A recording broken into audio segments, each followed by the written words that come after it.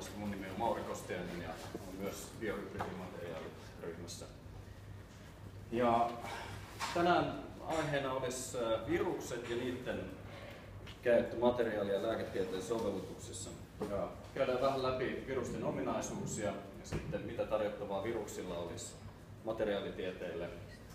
Ja sitten jatketaan vähän siitä, mihin Veikkokin pääsi, eli miten näitä DNA-origameja voitaisiin kuljettaa soluihin virusten avulla. Mä voisin itse asiassa aloittaa kysymyksellä teille. Onko joku ollut kipeänä, sanotaan, viimeisen vuoden aikana? Onko jollain ollut flunssa viimeisen puolen vuoden aikana? Kyllä. Ja mikä sen flunssan aiheutti?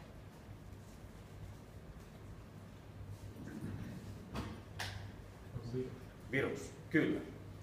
Sen aiheutti influenssavirus. Ja tämä on asia, minkä kanssa kaikilla on varmasti omakohtaisia kokemuksia.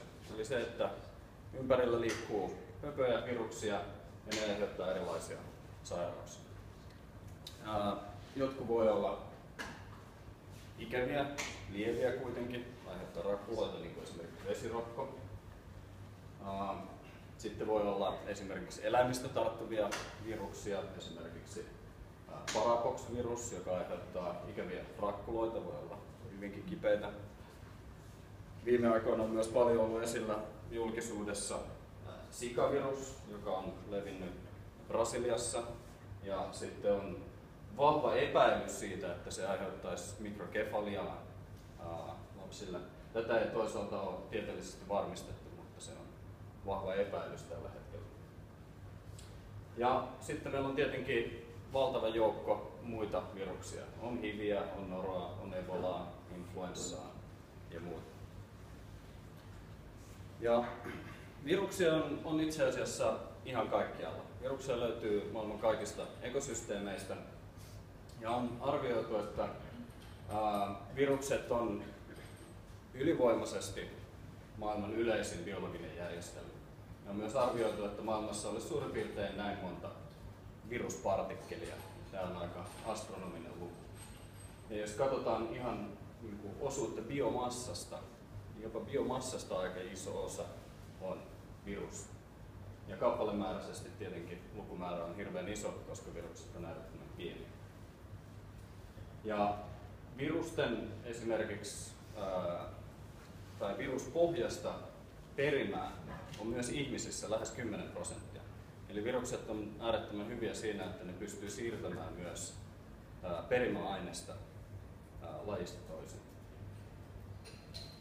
Ja virusten koko ja muoto vaihtelee.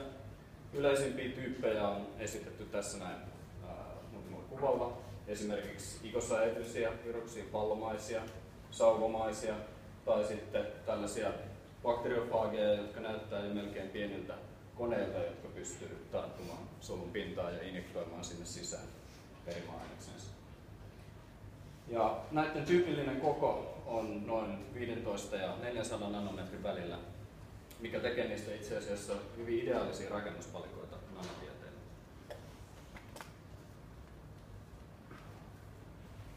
Ja käyn tässä läpi vähän viruksen rakennetta. Eli muistatte, että siellä on aina kaikilla viruksilla oikeastaan kaksi osaa. Toinen niistä on proteiinikapsidi ja toinen on genomi, perimäaines, joka on viruksen sisällä. Ja kapsidi koostuu kapsidiproteiineista ja ne sulkee sisäänsä ne viruksen genomin. Ja kapsidiproteiineissa on usein tällainen positiivisesti varautunut alue, joka sitoo siitä negatiivisesti varautunutta DNA:ta tai RNA:ta, joka se viruksen sisällä on. Ja sitten tämä viruskapsidi rakentuu näistä pienistä alayksiköistä eli kapsidiproteiineista ja muodostaa suljetun kuoren sen viruksen ympärille. Ja tässä on oikein näyttävä kuva influenssaviruksesta. Ja mitä kaikkea tästä nyt löytyy? Eli mikä on esimerkiksi tämä vaalean keltavihreä kerros? Se on se viruksen kapsidi. Ja jollain viruksella voi myös olla lipidivaippa sen viruksen ympärillä. Eli tässä tapauksessa influenssa A-viruksella on tällainen lipidivaippa, johon on vielä sitoutunut tiettyjä pintaproteiineja, jotka vastaa siitä, että miten se virus pystyy infektoimaan tiettyjä solutyyppejä. Ja sitten sen viruksen sisällä on myös sen perimä. Eli tässä nyt näkyy, se virus on täynnä niin sanottuja nukleoproteiineja, jotka sitoo ja auttaa pakkaamaan sen viruksen perimää, joka näkyy tässä ihan tällaisena ovuna vaaleana rihmana. Ja influenssa A H1N1 on myös erittäin kuuluisa virus. Muistaako joku, mikä sen yleisesti käytetty nimi on? Siitä oli varsinainen pandemia. Sikainfluenssa. Sikainfluenssa, kyllä. Eli 2009 H1N1-kanta levisi pandemiaksi ja oli esimerkiksi Suomessakin erittäin yleisesti sairastettu. No niin, tässä on nyt vielä esitetty skemaattisesti viruksen toiminta, tässä tapauksessa retroviruksen toiminta, esimerkiksi HIV. Eli virus infektoi solun, tekee siellä pahojaan ja sen jälkeen valjastaa solun tuottamaan kopioita itsestään. Ja tämä on se, mitä biologia tutkii, jos se tutkii virusten toimintaa. Mutta nyt voitaisiin kysyä, että onko näistä viruksista mitään iloa? Eli me tiedetään, että ne aiheuttaa kaikenlaisia ikäviä sairauksia, mutta tuleeko mieleen mitään, mitä iloa viruksesta voisi olla?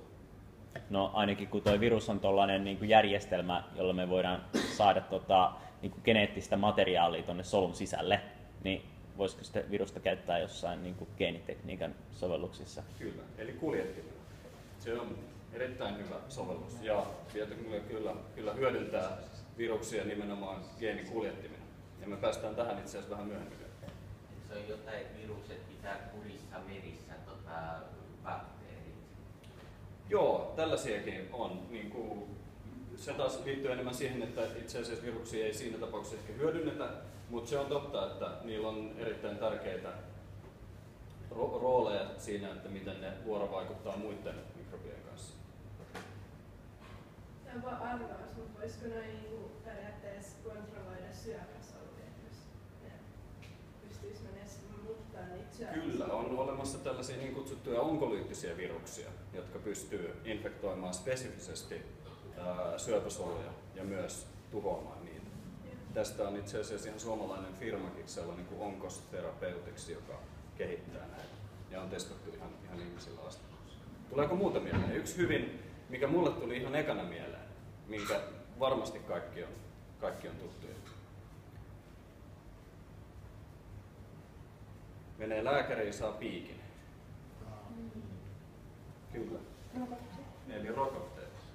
Eli siinä annetaan ihmiselle heikennettyjä viruksia, jotka aiheuttaa immuunivasteen. Ja sitten kun tulee joku lisääntymiskykyinen virus, niin se ei enää pystykään infektoimaan ihmistä, vaan meidän immuunijärjestelmä pystyy hyökkäämään sitä vastaan. No, on tietenkin paljon muitakin. Yksi jännä esimerkki on esimerkiksi TBV-virus, Tube Breaking Virus, joka aiheuttaa hienoja värimuutoksia tulppaaneihin. Ja tämä itse asiassa aiheutti suuren taloudellisen katastrofin Hollannissa 1600-luvulla. Ei siitä sen enempää. Mutta jos ajatellaan, että mitä materiaalitieteilijä näkee, kun se katsoo virusta, niin ensimmäisenä tulee mieleen, että se on äärimmäisen hyvin määritelty valvomainen rakenne. Ja sitten jos katsoo vähän tarkemmin, niin siinähän on itse asiassa aika paljon erilaisia osia. Voidaan kuvitella, että se virus voidaan just täyttää esimerkiksi jollain, sen sisälle voidaan laittaa jotain. Näiden kapsidiproteiinien välisiin rajapintoihin voitaisiin lyödä jotain. Näkee, että täällä on pieniä aukkoja tässä kapsidissa. Sinne voisi mahdollisesti tökätä jotain kiinni. Tai sitten tähän viruksen ulkopintaan voidaan kiinnittää jotain.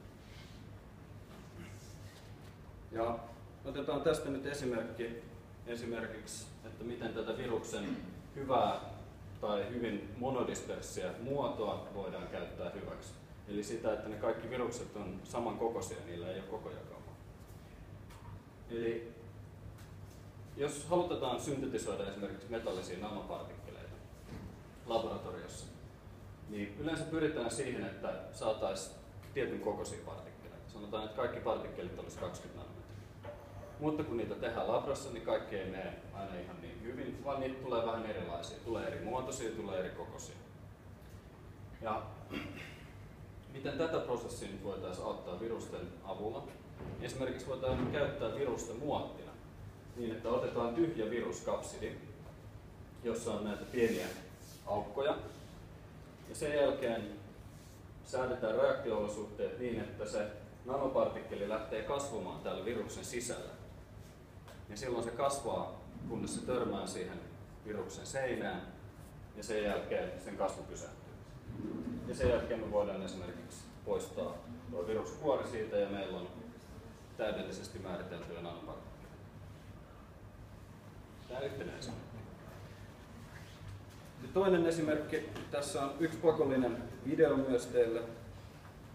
Otetaan, mitä MIT-tutkijat on kehittänyt. Esimerkiksi akkuteknologiaa virusten avulla.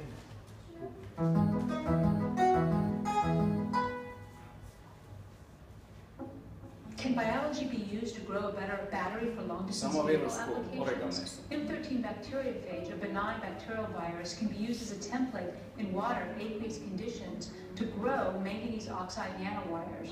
These manganese oxide nanowires, when combined with a small amount of palladium, increase the catalytic performance of these materials. This whole structure now can be used for a lithium-oxygen battery electrode. These battery electrodes interact with lithium and oxygen and electrons to form lithium peroxide.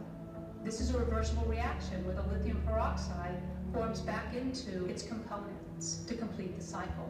Now, many of these viruses can be combined and integrated into future lithium-oxygen batteries. In these batteries, oxygen comes from the environment and combines with lithium ions from the lithium metal and the electrons to power a vehicle. Future vehicles could have biological batteries that could increase the range between charges.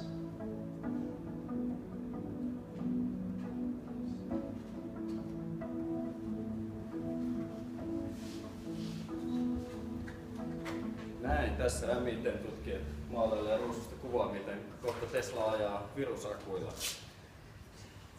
Mutta tämä jälleen liittyy siihen, että viruksilla on erittäin hyvin määritelty rakenne. Tässä tapauksessa käytti tätä M13 bakteriofagia, joka on filamenttivirus, jolloin sen pintaa voidaan hyvin nukleoida tuollaisia katalyyttisesti aktiivisia aineita. Ja sitten päästään kolmantena esimerkkinä tähän virusten käyttöön kuljettimina. Eli miten me voitaisiin hyödyntää tätä virusten äärimmäisen kehittynyttä kykyä infektoida ei ainoastaan ylipäätänsä jotain, vaan hyvin selektiivisesti tiettyjä esimerkiksi kudostyyppejä. Ja se tiedetään varsin hyvin, että jos meillä on esimerkiksi DNA-rakenne, otetaan tässä tapauksessa nyt DNA-origami-nanorakenne, sanotaan, että se olisi esimerkiksi tällainen pieni nanorobotti, niin tällaiset ei välttämättä kuljeudu solun sisään kauhean helposti, koska tällainen solukalvo on negatiivisesti varautunut. Ja samaten DNA on hyvin negatiivisesti varautunut. Eli tällainen hyvin varautunut järjestelmä ei pääse diffuntoitumaan siitä solukalvon läpi, vaan sen DNAn ympärille täytyy koota jotain. Ja nyt voidaan kuvitella, että voitaisiin parantaa tällaista DNA-origamien kuljetusta ja kohdentumista sulkemalla niitä virusten sisään. Eli tässä on jälleen skemaattinen kuva siitä, mitä tällainen voisi tarkoittaa. Eli meillä on viruspartikkeli ja sen sisään on nyt laitettu joku DNA-nanorakenne. No, mitä se vaatii, jos halutaan sulkea virus? tai DNA-rakenne sinne viruksen sisään. Joo, ensin meidän pitää saada virusta, ja sen jälkeen meidän täytyy poistaa sieltä sen viruksen se natiivigenomi. Ja sen jälkeen hajottaa se virus ja eristää ne proteiinit, jotka muodostaa tämän kapsidin sen viruksen ympärillä. Ja sen jälkeen me voidaan tarjota sille virukselle DNA-origami, jonka pintaan nämä proteiinit sitoutuu. Jälleen elektrostaattisella vuorovaikutuksella. Ja sen jälkeen se kapsidiproteiini sitoutuu tänne origamin päälle ja rakentuu sen ympärille ja sulkee sen origamin lopulta sisäänsä.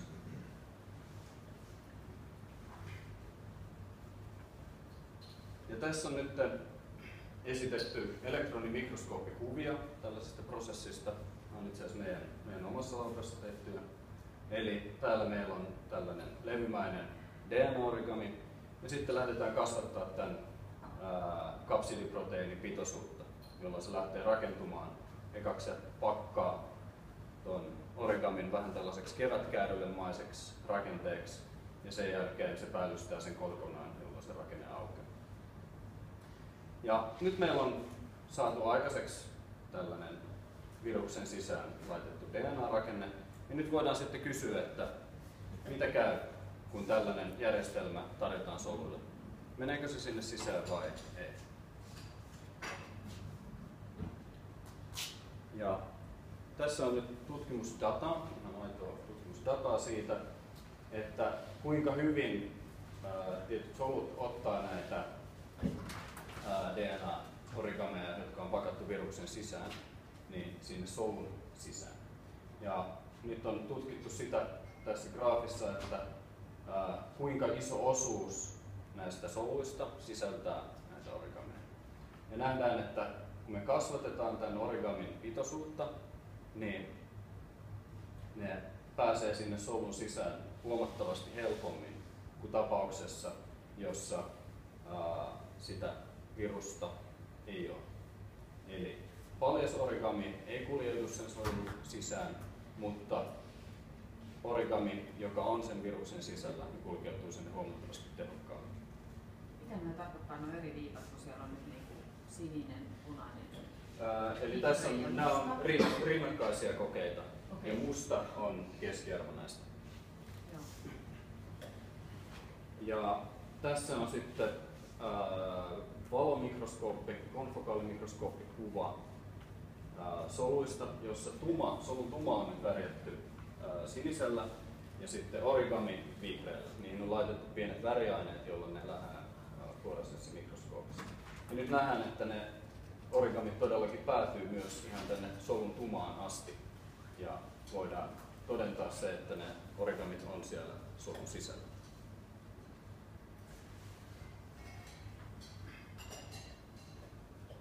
Eli tästä yhteenvetona, miten nyt käytiin läpi, niin virukset on äärettömän tehokkaita taudinaiheuttajia. Ne pystyy infektoimaan, leviämään eri organismeissa, mutta niillä on myös osalla viruksista äärimmäisen hyvin määritelty rakenne, jota voidaan käyttää hyväksi esimerkiksi kun valmistetaan nanopartikkeleita. Me voidaan myös pakata asioita virusten sisään ja käyttää hyväksi niiden kykyä kulkeutua soluihin ja uittaa niiden avulla esimerkiksi DNA-origameja solujen sisään. Ja nyt mihin tämä voisi olla menossa tulevaisuudessa, niin olisi mielenkiintoista ottaa esimerkiksi erittäin hyvin tiettyjä ihmisen osia infektoiva virus ja katsoa, että pystytäänkö sen avulla esimerkiksi kohdentamaan DNA-origameja johonkin tiettyyn kohtaan. Mutta nämä tutkimukset on hyvin alkuvaiheen tutkimuksia vielä, eikä varmasti päästä ihmiskokeisiin vielä pitkään aikaan. Kiitos.